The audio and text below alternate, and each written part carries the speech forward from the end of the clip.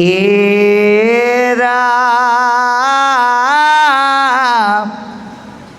দেখা কেনে কৃপা কৰি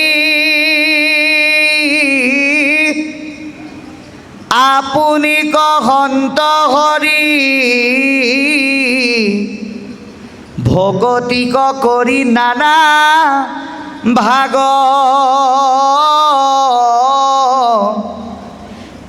এতেকে নিৰ্গুণ ভক্তি ধৰি উক দৃঢ় কৰি তেবে ঈশ্বৰক পাইবা লাগ। ভোগী হৈ কৰ্ম কৰাতকৈ যোগী হৈ শ্ৰম কৰা আৰু ঈশ্বৰৰ নিৰ্গুণ ভক্তি ধাৰণ কৰিবৰ কাৰণে ঋষভৰ এনেহেন গুণময় লীলাসমূহক গুৰুত্ব দি আগবাঢ়িবলৈ আমাক আজি ভাগৱতে সুন্দৰকৈ আহ্বান জনাইছে।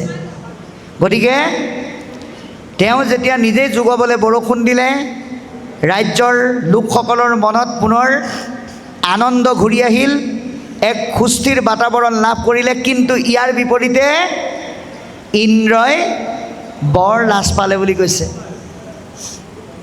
ঈশ্বৰে ভকতৰ মনৰ পৰা লেতেৰা বস্তুবিলাক নাইকিয়া কৰে। এতিয়া ইন্দ্ৰৰ মনত এটা লেতেৰা বস্তুৱে ক্ৰিয়া কৰিছিল, সেইটোৱে হ'ল আত্মগৌৰৱ বা স্বাভিমান, যাক আমি গৰ্ব বুলি কওঁ। গতিকে ইন্দ্ৰৰ যিটো স্বতন্ত্ৰ বুলি নিজকে ভবা যিটো গৰ্ব, সেইটো ঈশ্বৰে মুহূৰ্ততে নাইকিয়া কৰি দিলে আৰু তেওঁ লজ্জাকাতৰ হৈ নিজৰ দুখত অনুতপ্ত হৈ ঋষভক স্তুতি আৰম্ভ কৰিলে।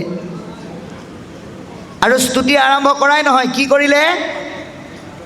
তেওঁৰ জীয়ৰী জয়ন্তীক ঋষভলৈ বিয়া দিলে।